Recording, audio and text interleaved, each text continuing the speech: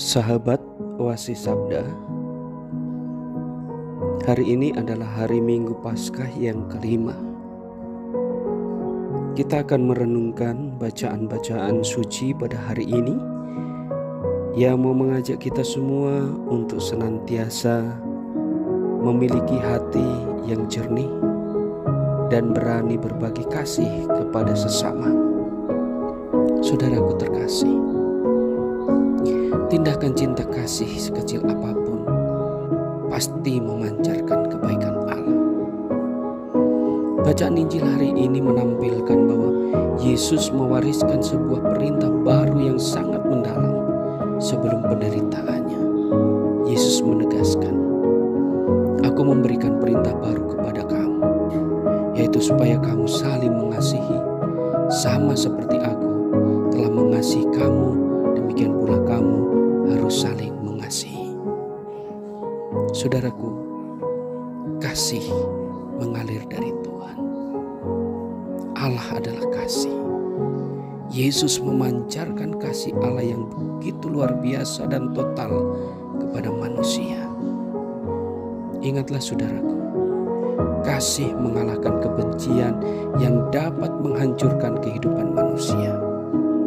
Ketika kita hendak menciptakan hidup yang baik dan damai, maka sesungguhnya kita harus hidup dan menghidupi kasih itu di dalam diri kita. Kasih menjadi ciri khas hidup sebagai orang-orang yang ditebus. Kasih menjadi karakter dasar sebagai pengikut-pengikut Kristus yang telah merayakan kebangkitan Tuhan. Oleh karena itu Santo Yohanes mengatakan, "Dengan demikian semua orang akan tahu bahwa kamu adalah murid-muridku, yaitu jikalau kamu saling mengasihi."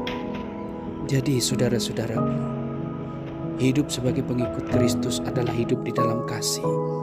Ciri khas pengikut Kristus yang benar adalah hidup dalam kasih. Sumber kasih itu berasal dari Allah. Kita telah menerima kasih berlimpah dari Allah. Kasih-Nya tak terukur dalam hidup kita. Terlebih ketika kita jatuh dalam dosa dan berkubang dalam dosa yang menggiring pada kematian. Yesus sungguh telah menebus dan menyelamatkan kita. Bahkan dalam proses penyelamatan, proses penebusan itu, Allah rela mengorbankan putranya yang terkasih. Tindakan itu, saudaraku, membuktikan bahwa cinta kasih Allah sangat besar bagi kita. Kita sebagai makhluk istimewa yang sangat dikasihinya dengan sangat luar biasa. Oleh karena itu saudaraku, sebagai orang yang telah menerima dan dikasihi, kita juga wajib menebarkan kasih itu bagi sesama.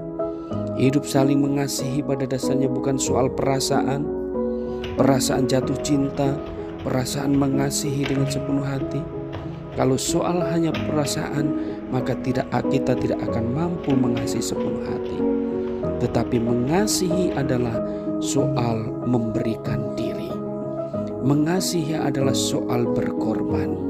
Sebagaimana Yesus memberikan dirinya yang total kepada kita. Yesus tidak membeda-bedakan kepada kita siapa yang harus Dia kasihi. Entah cantik, entah jelek, ganteng atau tidak, semua dikasih oleh Tuhan.